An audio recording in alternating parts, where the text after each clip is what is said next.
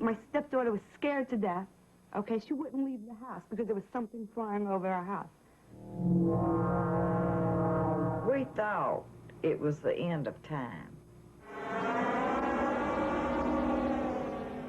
When I regained consciousness, I was on board of this, apparently on board this spacecraft, and I encountered two different types of beings. We have photographs, we have films, we have expert witnesses. What more do you want? We can prove that these objects exist. We're past the point of proving they exist. The question now is, why are they here and what do they want? Unidentified flying objects, UFOs. Are they spaceships from other worlds traveling through our galaxy? Or are they something else? So far, we cannot escape our own solar system. Our technology has placed man no further out than the moon. If we can't travel to them, can they be coming to us? The American government says no. Despite films like this, they say it's physically impossible, so they've closed all their official investigations of UFOs. That was a fallacy. 69, they claimed to the public that they closed the doors, and they didn't, because the document shows that they continued on gathering information. So that was an out-and-out lie. Under the Freedom of Information Act, some Americans petitioned the government for the release of top-secret UFO documents. These documents, they claim, suggest a cover-up, a cosmic Watergate. All we want to know is what's going on. We want the government to tell us the truth.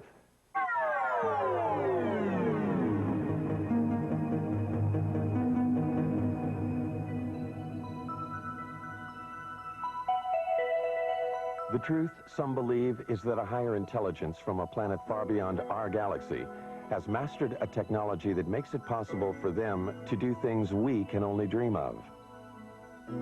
They believe that these beings are penetrating the galactic mist that shrouds and protects our planet. Some believe that these extraterrestrials' technology is so advanced that they might even have visited us long before the birth of Christ. Are there secret messages carved in the stones of the pyramids of Egypt? Messages that tell us of the mysterious voyages of ancient astronauts?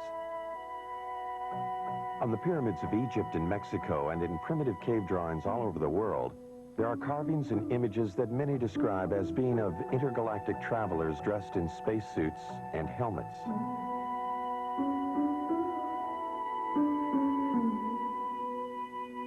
Early Romans wrote about flying shields, ancient Egyptians about circles of fire in the sky. Are these references and these drawings about spacemen or about the gods they worshipped in the heavens above? Aliens from other worlds with extraterrestrial powers are credited by some with having moved the great stone monuments of Easter Island. Others point to the giant circle of Stonehenge as being a sophisticated astronomical tool, only possible at the time if it were designed by others with a more advanced knowledge of the universe. And then there are the Nazca Lines, an alleged spaceport. These mysterious images, decipherable only when seen from the air, were carved in the ancient times atop a mountain in Peru. Many claim this was a landing area for ETs. If there were ETs coming here in ancient times, they seem to have lost interest in us, until 1947. Then, suddenly, around the world, people of all kinds began to report seeing them in the skies above. Some claim to have photographed them. In the United States, the government dismissed the phenomena. They described the mysterious objects as weather balloons, hoaxes, swamp gas, and other scientific anomalies.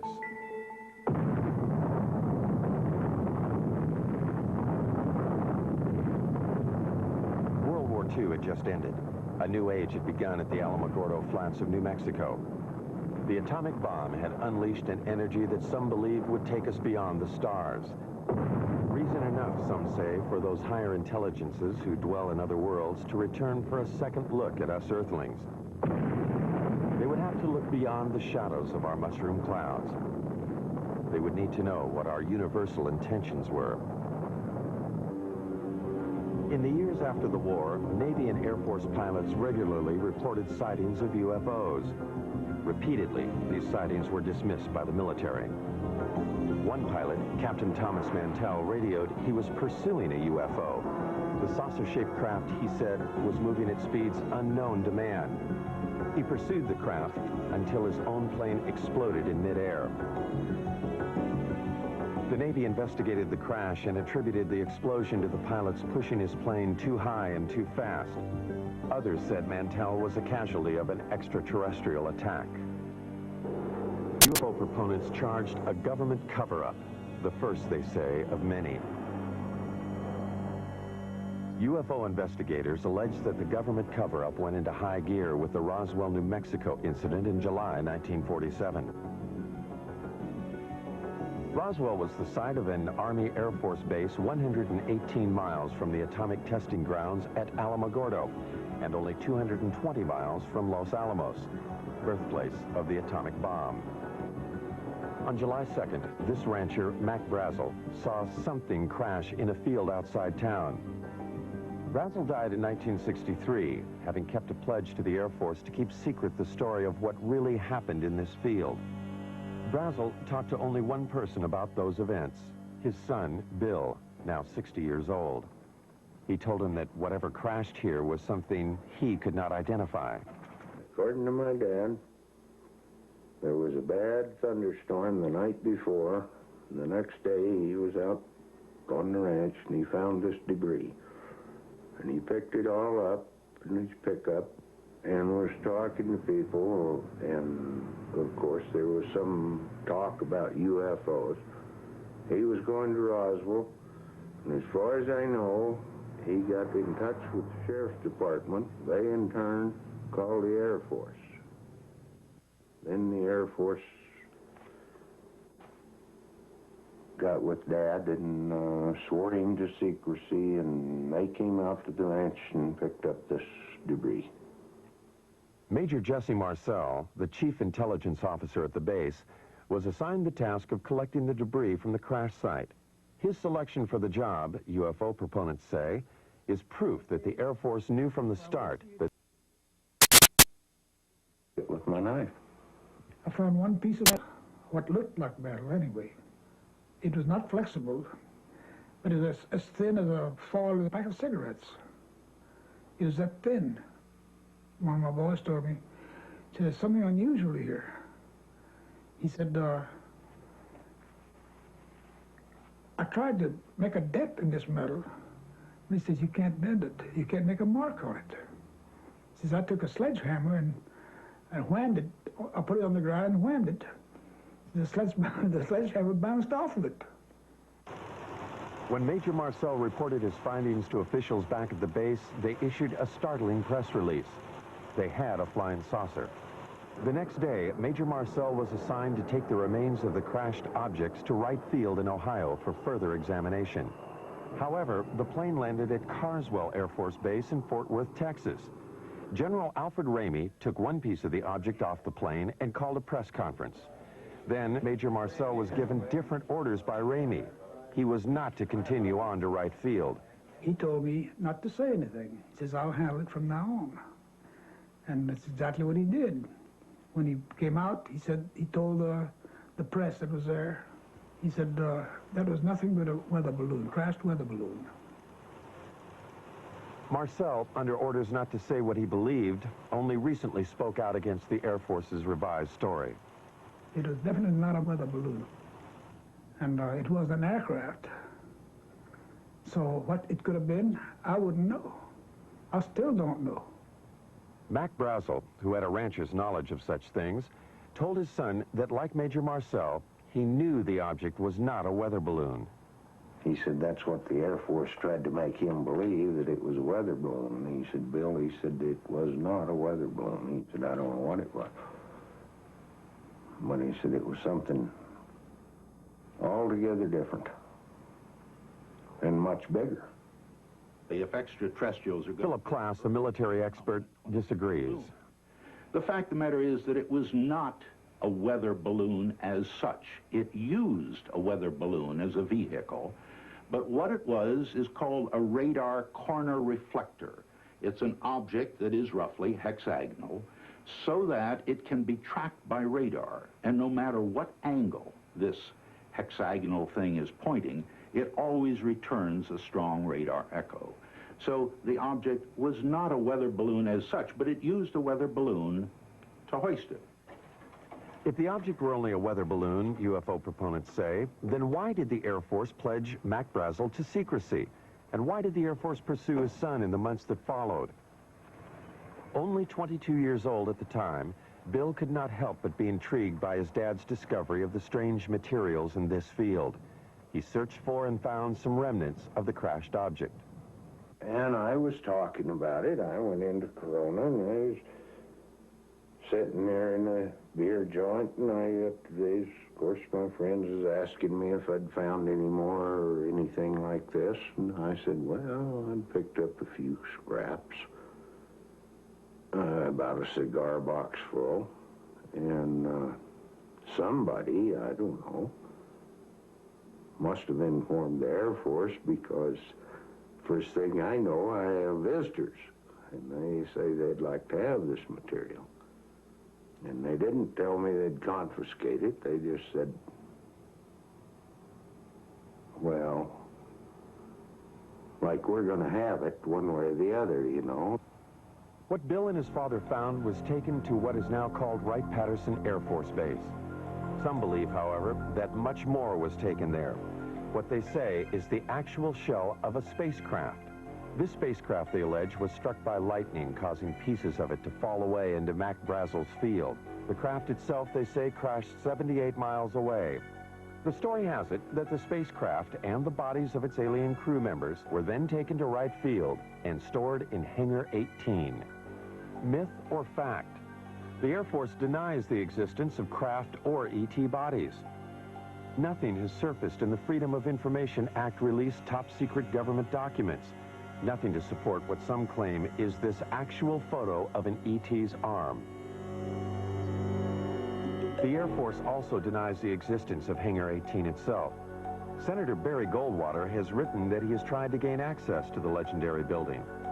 In letters to UFO proponents, Goldwater enigmatically says that he has given up trying to solve the mystery. Not because he's satisfied with what he hears, but because it's just impossible to get anything on it. Nuclear physicist Stanton Friedman, however, believes the evidence is there. There's just no question at all in my mind that a saucer did crash, that bodies were found by the government, that the saucer itself was picked up by the government and carted off for study. The tremendous potential for gaining new technology from a thing is just enormous, and no government would be foolish enough to put it on display instead of carting it off to the laboratory. Look, it's one of these situations of where if I were a freelance writer or I'd like to make a story, I would love this story. It's great. It would make good copy. But unfortunately, or fortunately, I happen to be a scientist, and I have, you might say, the Hippocratic oath of a scientist. I will not say something is so until I'm very certain in my own mind that it is. So as far as the creatures are concerned, I honestly don't know. Dr. Hynek, a noted astronomer from Harvard and Northwestern universities, has been a persistent investigator of UFO cases. In 1952, he was asked by the Air Force to join Project Blue Book, their UFO investigation unit. 17 years later, he joined Air Force Secretary Harold Brown at a press conference to announce the team's conclusions. None of the evidence that I have examined would indicate any proof at all that we are being visited by extraterrestrials. What is the Air Force hiding in this investigation? We have not been hiding anything. The investigations have been made public. The explanations of those where there is a clear explanation have been made public. The hearing this morning was public for just that reason. Project Blue Book was activated to deal with what the media was calling flying saucer hysteria. They investigated 12,518 sightings.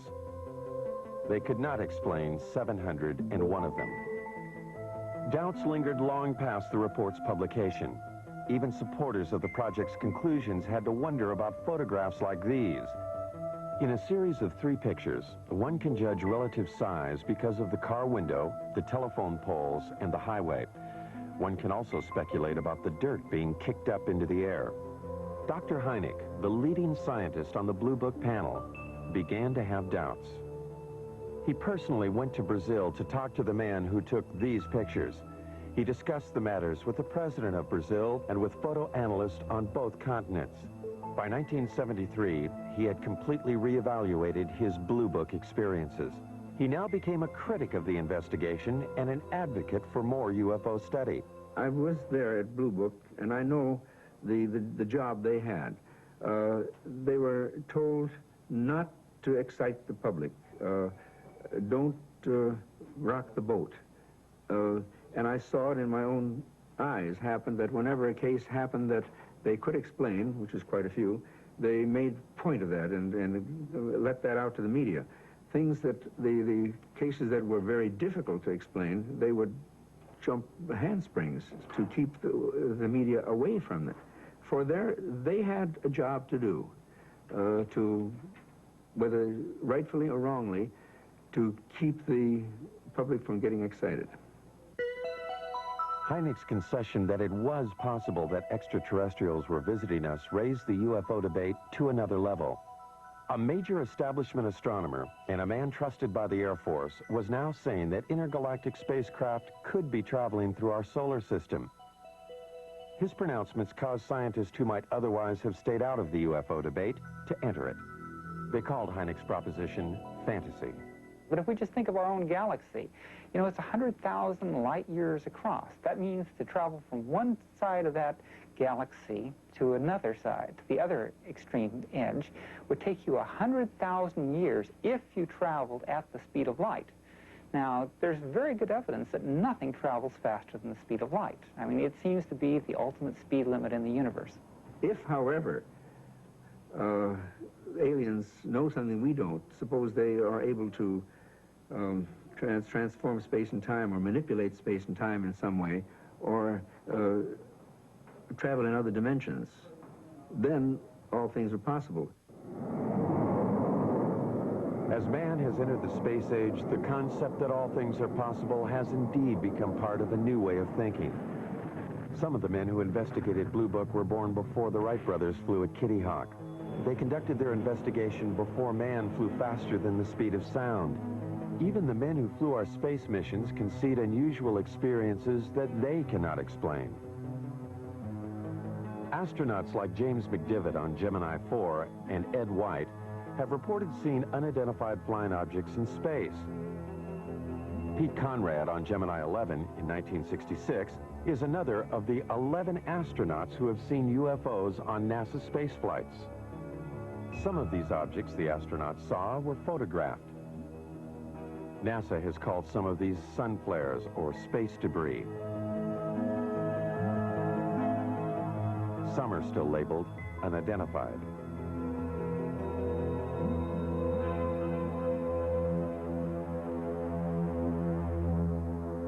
Astronaut Gordon Cooper was so impressed with an unidentified flying object he saw that he wrote about it to a special United Nations commission studying the phenomena. He wrote, "I believe these extraterrestrial vehicles and their crews are visiting this planet from other planets, which obviously are a lot more technically advanced than we are here on Earth." Recently, Cooper reversed himself. He does not now believe that what he saw was an extraterrestrial spacecraft. Another of the original Mercury 7 astronauts, however, has not changed his mind about what he saw on a test pilot flight in 1952. Deke Slayton. As I closed on this thing, well, it looked like a weather balloon, and that's what I presumed it was. And I had plenty of gas and time, so I decided I'd just come back around and make a pass on it. And I got around where I should have been coming back on this thing. All of a sudden, it didn't look like a balloon anymore. It looked like a saucer sitting on edge, about a 45-degree angle. I didn't have any gun camera film on board, unfortunately, or I'd have shot some pictures of it. And about that time, I guess whatever it was, for whatever reason, just took off climbing at about a 45-degree angle and just accelerated and disappeared. And I obviously couldn't follow it with an old piston engine fighter. So I turned around and went home. Some UFO observers, however, have had camera and film on hand at the critical moment. This footage was shot from a helicopter off Catalina Island in 1966. Some say this is a single-wing aircraft. This film was shot by the coach of the Great Falls, Montana minor league baseball team in 1950. The Air Force says it is a picture of two aircraft. This film was shot by a newsreel unit in Guatemala in 1976.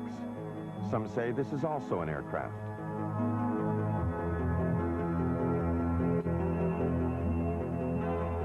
This film was taken by a Navy cameraman on vacation in Tremonton, Utah in 1952.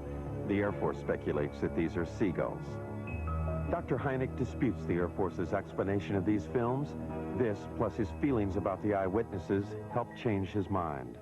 I began to get certain doubts because not so much of any specific case, although there were quite a few, it was the people themselves. I said to myself, well, now, come on, how much longer am I going to call these people crazy? And when I changed my glasses, you might say, a little bit, and took a view that maybe these people aren't crazy, and began to realize what sort of people they were, the people who would be accepted in any court of law as a witness, let's say, good, solid people, I said to myself, well, the time has come to maybe change my attitude. It was Hynek who coined the expressions close encounters of the first, second, and third kinds. A close encounter of the first kind is one that centers upon a visual sighting. Hynek investigated first-kind encounters in 1983 in New York State. Local residents and commuters just 40 miles from New York City had been reporting sightings of an unusual object in the night skies for over a year and a half. Sightings were reported on at least 50 separate nights during the 18-month period. Over 9,000 eyewitnesses, lawyers, teachers, CPAs, advertising executives, nurses, and factory workers reported seeing the unidentified phenomena. Newspapers and television almost weekly carried reports of the sightings. From different places throughout the area, eyewitnesses all reported seeing the same thing. I looked up, and right over my head, virtually, and it wasn't far off, it was right over my head and very still, there was a rim of lights in the shape of a triangle. It was just a tremendous object. It was anywhere from wingtip to wingtip, about 50 or 60 yards. These were very, very unusual lights. I've never seen anything like it in my life, and so I pulled my car over and I had to take a look. I mean, he would drive down the road and look up in the sky. Some people, like Bob and Lori Pozzioli, were determined to film the object. And then one night, he spotted this one round object. And that's when he called me, and he said, quick, let's get the camera. And we did. Oh, good God. What do you think? I don't know. Not quite. I'm going to tell you something, honey. I don't know what the hell it is. It's rotating. Bob and Lori photographed this unidentified flying object near their home in Brewster, New York. Bob is a vice president in a Manhattan computer firm. Some of their friends and Lori's parents thought they were crazy, despite this photographic evidence. Yeah, it's turning very, very slowly. 9,000 odd people have seen this thing, or whatever it is, and they all just can't be crazy. Bob and Lori have two children. They are concerned about what they saw in the sky. They also wonder why the government hasn't investigated the event. Their concern is shared by David Scarpino, an accountant who works in New York City. Scarpino, a family man, has publicly called for a government investigation. He and others, like Bill Healy, a meteorologist at the county airport, made this demand at a town meeting. Public furor has been led by County Clerk Dennis Sant. Sant feels that a government investigation is indicated by the fact that eyewitnesses have all reported seeing the same thing. You know, the movement was almost like a probing movement. It was very slow, and it stopped periodically and stationary, where it just came to a standstill, and then it would move to another position, and the movement from one position to another was just extremely slow. Now, the speed at which it was going at that point was very slow, because I had to walk at a very slow, deliberate gait to keep up with the lights. For every step I took, it moved a little bit. It moved in a very straight line, very slowly. There was absolutely no noise. When I walked away from it, at that point, it started to rotate virtually, almost as it was on an axis. It didn't make a big loop. It just rotated. It appeared, as I said, to rotate in the sky, change lights. Aircraft, I don't care how well precise you want to be in flying those suckers, you're not going to be able to make them move 90 degrees. All right, this thing did apparently rotate. You can't do that with aircraft. Could it have been an aircraft or many smaller light planes flying in formation? The media attention given the sightings prompted 6 pilots at a local airport to try to prove that it could be just that. Amused by the idea of UFOs, the pilots planned and flew at least 18 daring nighttime missions, flying in formation, sometimes without lights.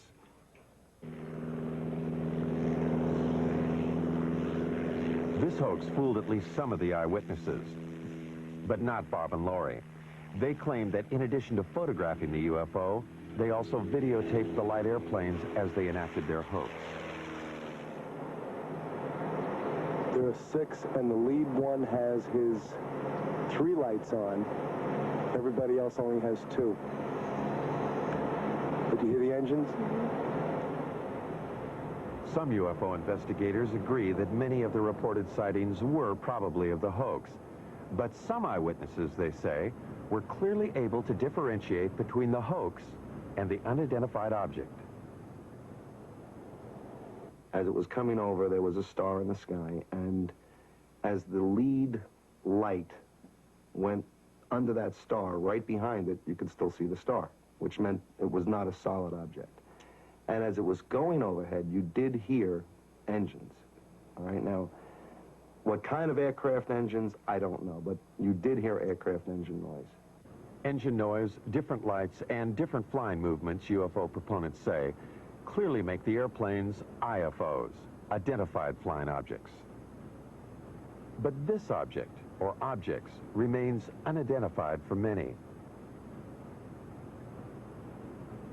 Some eyewitnesses refuse to accept the possibility that these are also the lights of the airplanes. I know what it wasn't. It wasn't an ultralight. It wasn't a blimp. It wasn't gas. No one's tried to tell me what it was, but I know what it wasn't. Investigators have subjected the videotape images of the hoax and the unidentified lights to various computer analyses. By digitalization of the images, they hope to be able to determine if the area between the lights of the UFO was solid, indicating one craft. The airplanes, they hope, would show night sky in the center of the lights. Physicist Al Hibbs. Pictures like this, night sky, a few lights, taken with a television camera that was perhaps being moved, not deliberately, but accidentally while it was taking the pictures. There's really nothing you can say about these things. In one case, a very good explanation is offered, and I see no reason to disbelieve it. In the other case, there's no explanation. I certainly can't offer one. I would love it if some UFOs were extraterrestrial objects being piloted by extraterrestrial beings. I think that'd be the most marvelous discovery of the history of man. I'd love to have that be true. So I'm not going to say that foreign objects, artifacts made by intelligent creatures in the solar system, I'm not going to say that's preposterous. I'm going to say it is so unusual, so immensely important, that I'm not going to assign any sightings like this to that phenomenon without a lot more data. Insufficient data, the object remains unidentified. For government officials, therefore, it is of no consequence. But for the New York eyewitnesses, the question of what it is remains. They find the government's apparent lack of interest puzzling.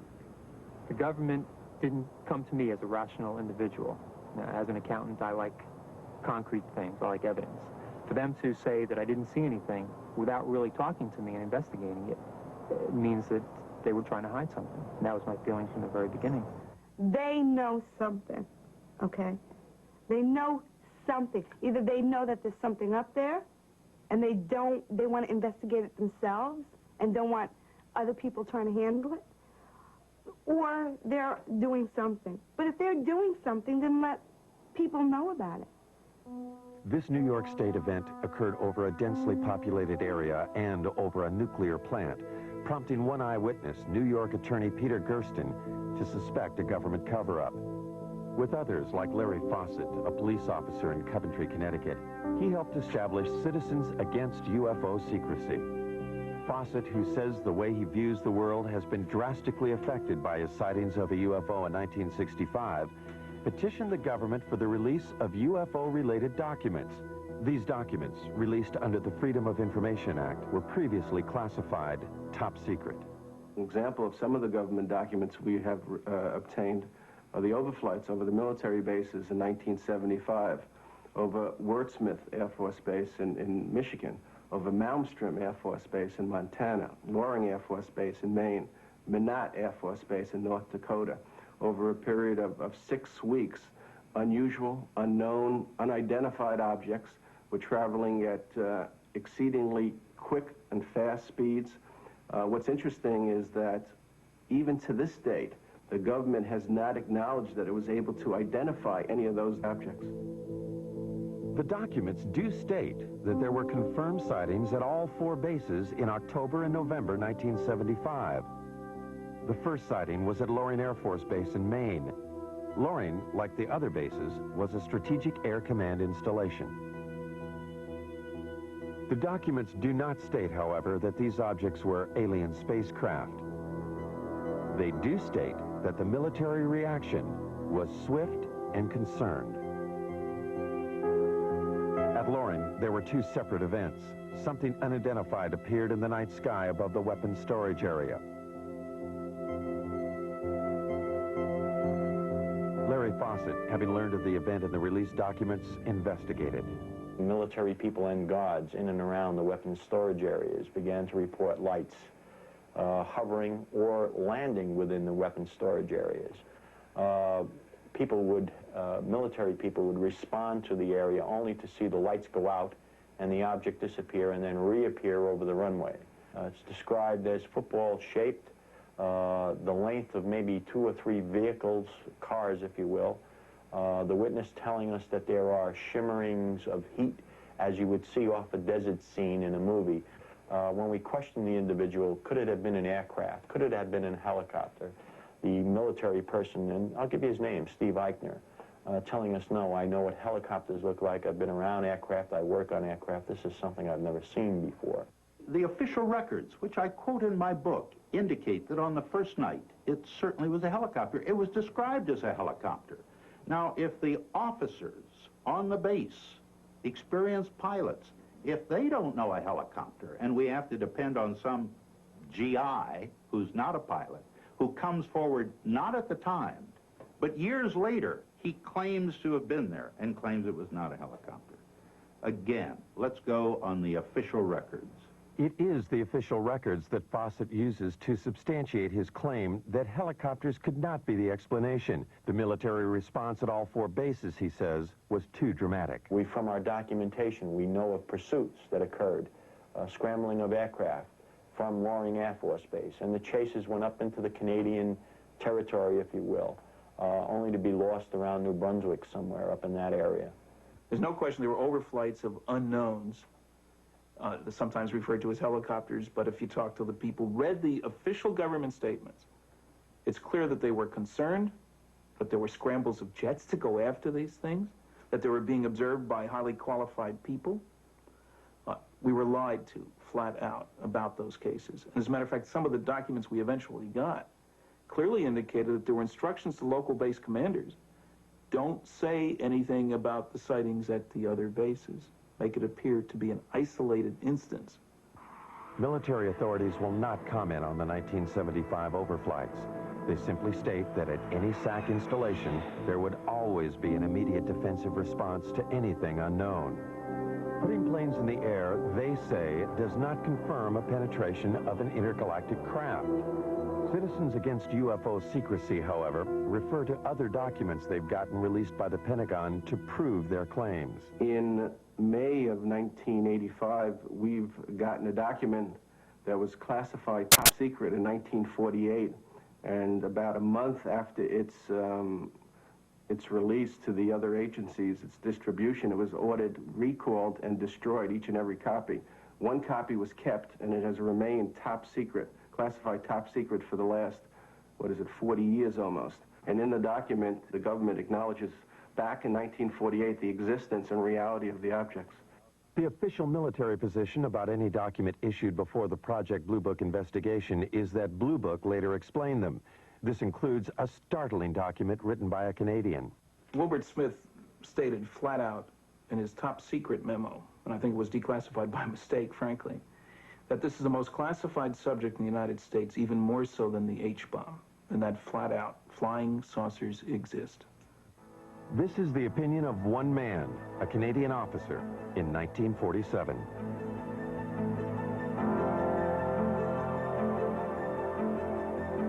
For proof that flying saucers do exist, some critics demand more than just the accounts of those who have had close encounters of the first kind, visual sightings. Even when first-kind encounters are reinforced by photographs, they fail to satisfy the need for physical evidence. This woman claims that she has had a close encounter of the second kind. A second-kind encounter is defined by its having physical evidence. Vicki Landrum, along with her grandson Kobe Lee, alleges that they, along with Betty Cash, were on their way home from a bingo game when they encountered something they had never seen before.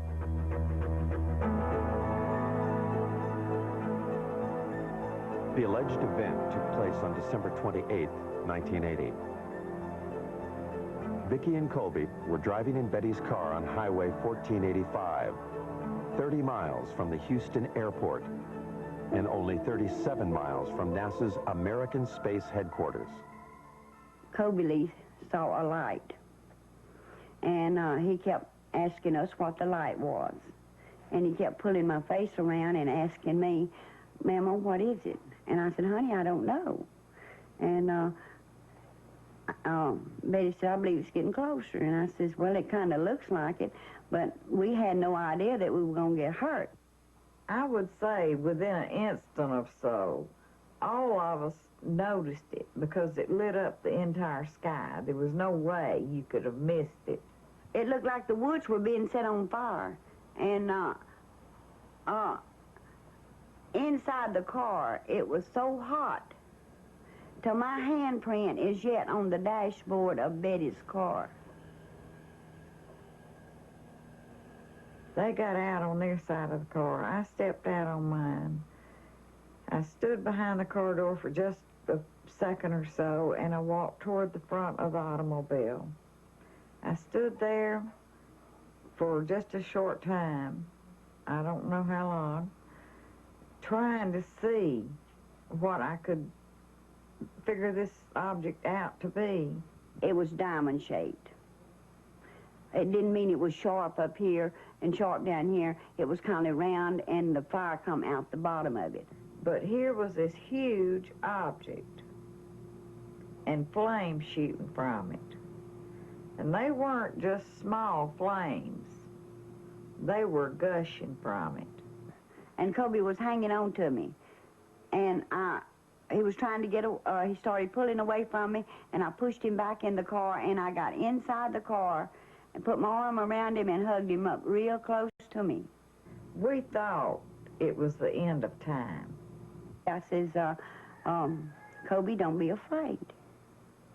I said, if you see a man, it'll be Jesus. And I said, he'll come to carry us to a better place. He will not hurt you. It was just burning. It was just too much heat. I could not tolerate it. So Vicki screamed and begged for me to get back in the car. Well, I did, but I had to use the end of my leather jacket in order to open my car door to get back in. That's just how hot it was. And when the object lifted and slowly moved over to the right of us, her and Kobe saw some helicopters. There were so many of them, it sounded like a tornado. And we counted 23. I counted 22, really. But Kobe said, there's one more. And I said, yeah, baby, that makes 23. And there were helicopters on both sides and also over the top of the object, or like they were trying to hem it in. The only apparent proof the women have for what happened to them is the illness they claim they suffered as a result of the encounter. It is the record of these illnesses that made this an encounter of the second kind. My eyes were burned so till they would swell, and they were tearing till I could lay down at night, and the next morning my pillow would be completely wet, and I couldn't hardly see anything. Vicki was treated for burns, and she and Colby Lee suffered long periods of nausea. Betty Cash was hospitalized immediately after the event. She suffered severe hair loss and was also treated for burns and nausea. Since then, she has been hospitalized several times. It was the first time that I went into the hospital. They were treating us as burns. But then, after they found out really what had happened, then they started treating us as radioactive burns. And since, I have had cancer. Betty's hospital records do not explicitly state that she was treated for radioactive burns. They do state, however, that she exhibited the symptoms similar to someone who might have been exposed to a radioactive element. Betty further maintains that she had no cancer history previous to the alleged encounter. Her records do confirm, however, that she does now have the disease. No, I'm not well, by no means. I wish, I pray, that I could be.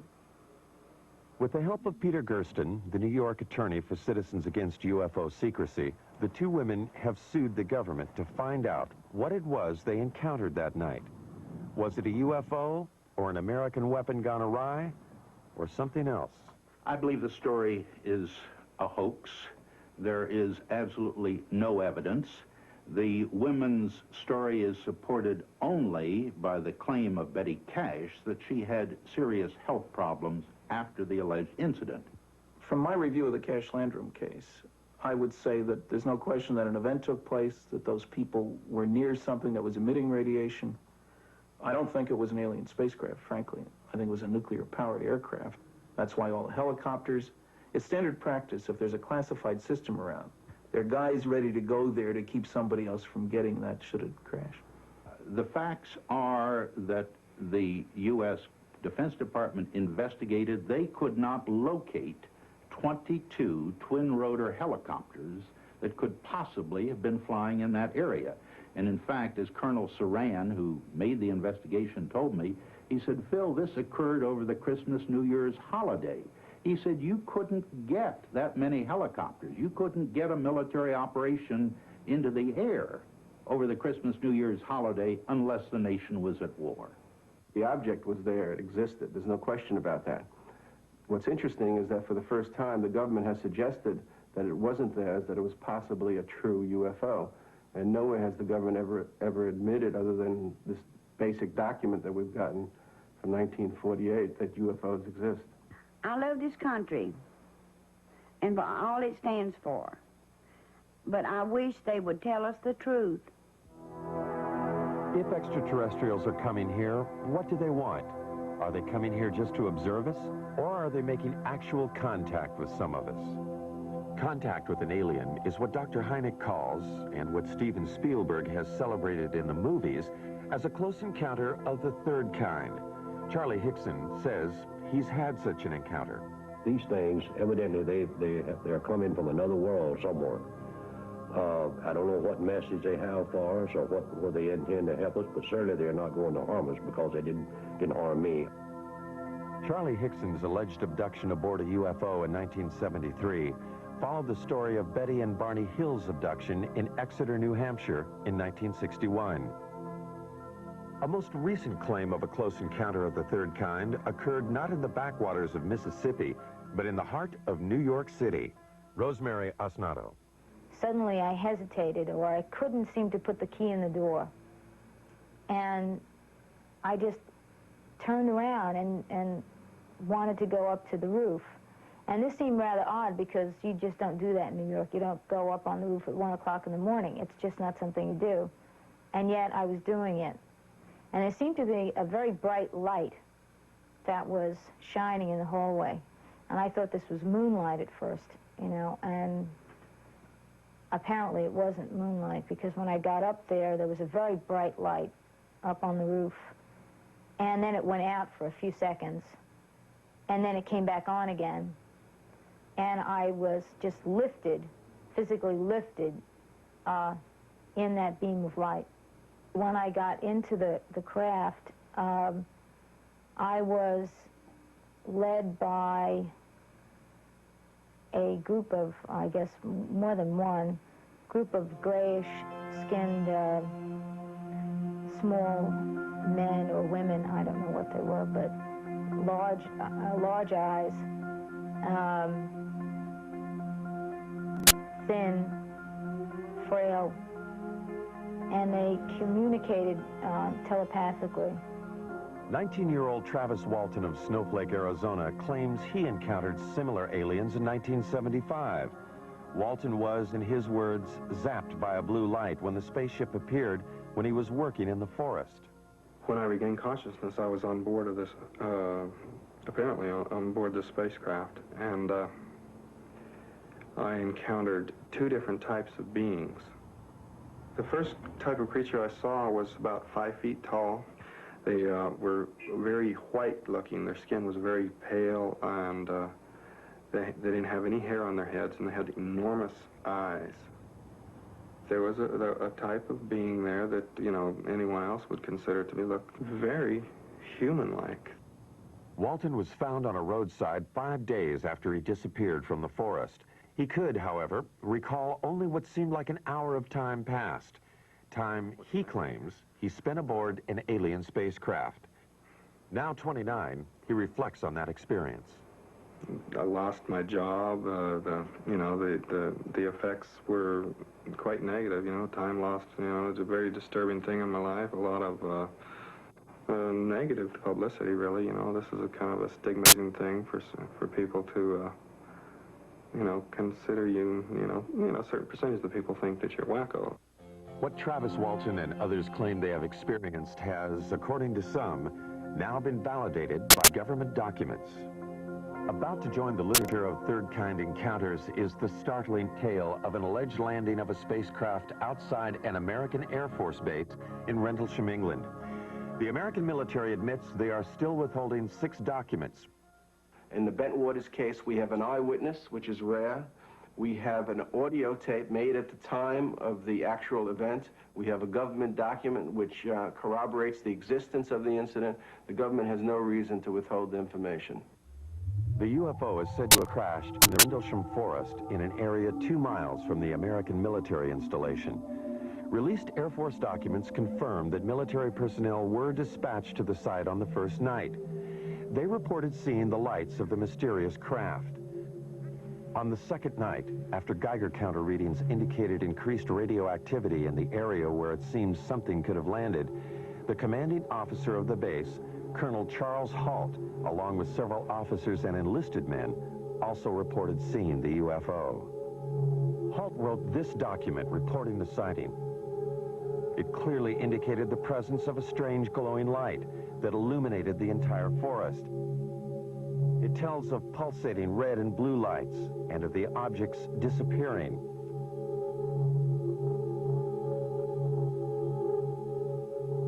Colonel Halt also made this tape recording at the time of the second incident. Okay, here he comes from the south. He's coming toward us now.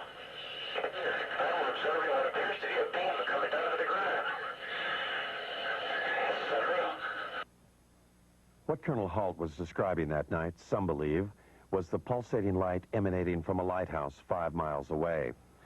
Those who believe that it could not have been the lighthouse quickly point out that Halt's report indicates lights of different colors. Critics respond that pulsating lights can play tricks, create illusions. And the light comes in at you at a roughly tree level. And it turns and it rotates, so it's flashing on and off. If you look at the transcripts of the taped account of what the colonel and his men said that night, you'll find that they were saying such things as, it's on now, it's off, it's on, it's off, if I remember correctly. And that sequencing corresponds precisely with what the rotational frequency is for the lighthouse. The lighthouse theory deals only with a close encounter of the first kind. What of the close encounter of the third kind? The story told later by several American enlisted men. The story they say they were ordered not to tell. Afraid to reveal his identity, one of them talks about the alleged encounter. The senior officers seemed very calm with it. And the lower ranking people like myself didn't know what to make of it, and almost maybe shock had set in because we were very apt to listen to what we were told to do. I know conversation took place between our base commander and individuals that were in the craft. Our base commander at that time apparently even shook one of their hands. Something tells me at that time they had difficulty with the craft, and we even gave them help in repairing the craft. The Lighthouse explanation for Colonel Halt's report cannot explain away the account of the alleged landing and third-kind encounter. And so far, nothing in the released government documents confirms such an encounter. There are 6 documents that the government is withholding concerning the incident in Bentwaters. I want to know why they're withholding that information. They do not have a right to withhold that information, and I want to know what that information is. The government will not release the documents for national security reasons. Citizens Against UFO Secrecy maintain that the government uses national security as a cover for withholding UFO-related material. Recently, they sued for release of a document from the National Security Agency. When they got it, it looked like this. When you go through it all, and somebody actually added up the percentage of the paper, more than 3/4 of this document isn't there. It means quite clearly that there is a cover-up. Anybody who says the government isn't holding anything back has to say, well, except for that stuff they won't release. I mean, this is a UFO document. It tells about NSA information about UFOs. Now, on the one hand, the government is still saying UFOs don't exist. Now, if UFOs don't exist, how can they affect national security? The government maintains that what is in the censored and unreleased documents is information that does not support the existence of extraterrestrials, but rather information that, if released, would compromise our own intelligence network. Much of the information in those UFO documents, the government claims, has to do with how we intercept and decode Soviet bloc messages. To release them would reveal to the Soviets and other potential enemies where we have listening stations. My goodness, the Russians might discover that we have a listening station in Leningrad, as an example, that we had intercepted some communications there. More important, it would reveal that we were able to decode Soviet coded messages. There are 3 basic reasons why the government does not come forward and release the information it has on UFOs. The first reason is technology. It is trying to learn as much about the objects before the Russians. The second reason is the vulnerability that could be shown by the revelations that might be forthcoming concerning UFOs. And the third reason is the hysteria that might be caused by the release of this information.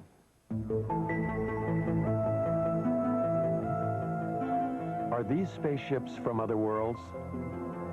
Are we being visited by intergalactic aliens with a technology and civilization that dwarfs ours? Most scientists say no, they are not, because they cannot. UFO proponents say they are, that our myopia prevents us from seeing life elsewhere as being different from ours. I think one should also point out, as Arthur C. Clarke has said, that when we look for life elsewhere, we should not look only for life as we know, but life as we don't know. And he went so far as to say we should even look for life as we can't understand it. We are now only beginning to free ourselves from the gravity that binds us to our own planet. A new generation of Americans, those born in the space age, demand new answers to old questions. More receptive to the possibilities, they want to know, are we being visited by intergalactic travelers? They have joined their voices to others asking, what's going on? Is there a government cover-up? Do the unreleased documents contain evidence that proves that UFOs over our nuclear plants and air bases are actually from other worlds, or are they from earthly neighbors? Most scientists agree that there is life in the universe, but that it cannot travel here. They hope only to communicate with that life with giant radio telescopes. These scientists believe that what is being hidden in the government documents is probably not secrets of other worlds, but the secrets of an earthbound Cold War. Either way, we want to know.